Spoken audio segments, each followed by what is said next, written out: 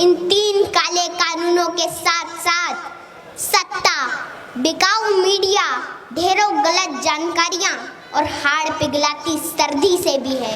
यकीन मानना, अगर आज मैं यहाँ पर नहीं आती तो मैं मेरे पापा को बार बार शर्मिंदा करती कि मैं तो छोटी बच्ची थी, अकेले सफर नहीं कर सकती थी।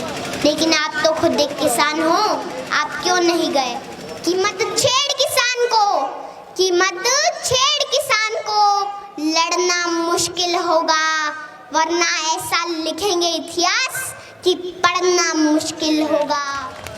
यहाँ पर उपस्थित सभी किसान योद्धाओं, माताओं, बहनों को मैं दिल की गहराइयों से सलाम करती हूँ।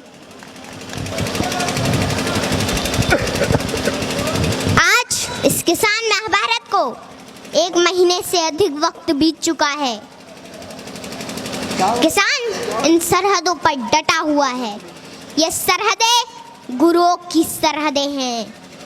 ये सरहदें दादा छोटू राम की सरहदें हैं। ये सरहदें चौधरी चरण सिंह की सरहदें हैं। ये सरहदें ताऊ देवी लाल की सरहदें हैं। ये सरहदें बाबा टिकैत की सरहदें हैं। ये सरहदें संसद को घेरे किसानों के वजूद की सरहदें हैं।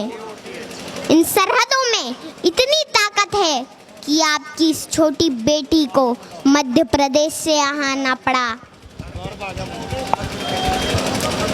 देश के पूर्व प्रधानमंत्री अटल बिहारी वाजपेयी जी ने कहा था कि बाधाएं आती हैं आए, घिरे प्रलय की घोर घटाएं, पाँव के नीचे अंगारे, सिर पर बरसे यदि ज्वालाएं, निज हाथों में हंसते हंसते आग जलाकर जलना होगा। कदम मिलाकर चलना होगा, कदम मिलाकर चलना होगा।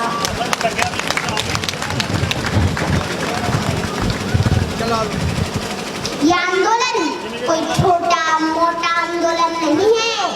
ये एक ऐतिहासिक वक्त का निर्माण हो रहा है। इस वक्त आकर किसानों के बीच सड़कों पर ना बैठा तो आने वाले वक्त में उनकी औलादें पूछेगी कि क्या उस आंदोलन के समर्थन में सड़कों पर बैठे थे या नहीं बैठे थे।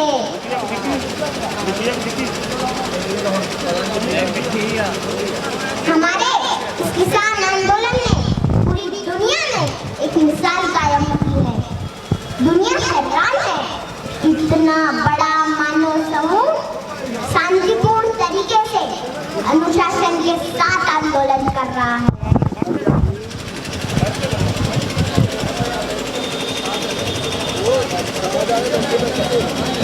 यहाँ तो चप्पे चप्पे पर लंगर चल रहे हैं, सड़कों पर लाइब्रेरी खुली है, बच्चे पढ़ रहे हैं, गीत संगीत बज रहे हैं, बुजुर्ग कुश्ती लड़ रहे हैं और इन सड़कों पर बुजुर्गों के बड़े बड़े कच्छे भी सूख रहे हैं।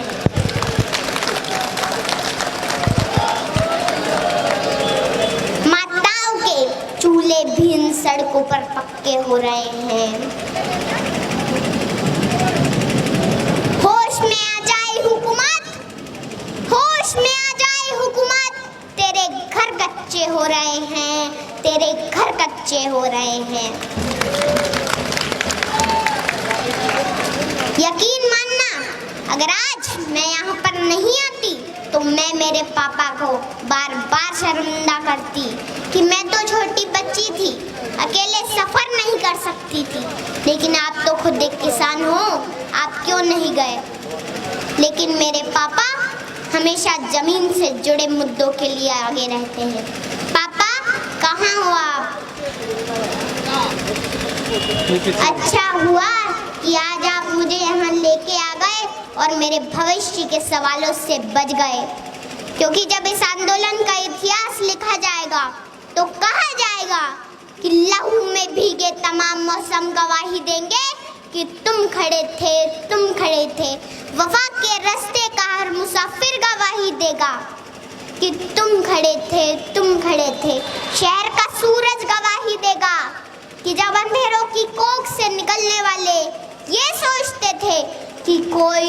कानूनों बचा नहीं है तो तुम खड़े थे, तुम खड़े थे। तुम्हारी आंखों की ताकचों में जलती रोशनी ने नई मंजिल हमें दिखाई।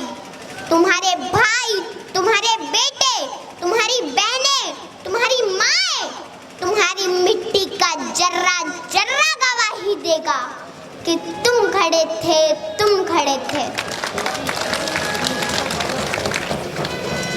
हमारी धरती के जिस्म से जब हवस के मारे सियाह जोगों की तरह चिमटे हुए थे तो तुम खड़े थे, तुम खड़े थे।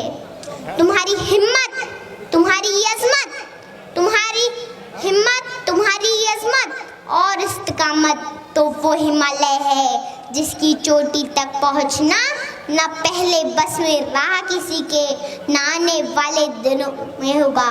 सो आने वाली तमाम नस्लें गवाही देगी कि तुम खड़े थे, तुम खड़े थे, तुम खड़े थे।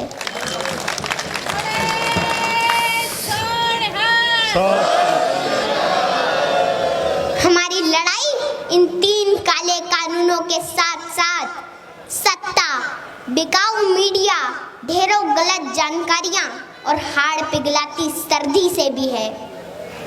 घर परिवार, खेत खलियान, पशुओं से दूर रहकर भी किसान इस मुश्किल घड़ी में यहाँ पर डटा हुआ है।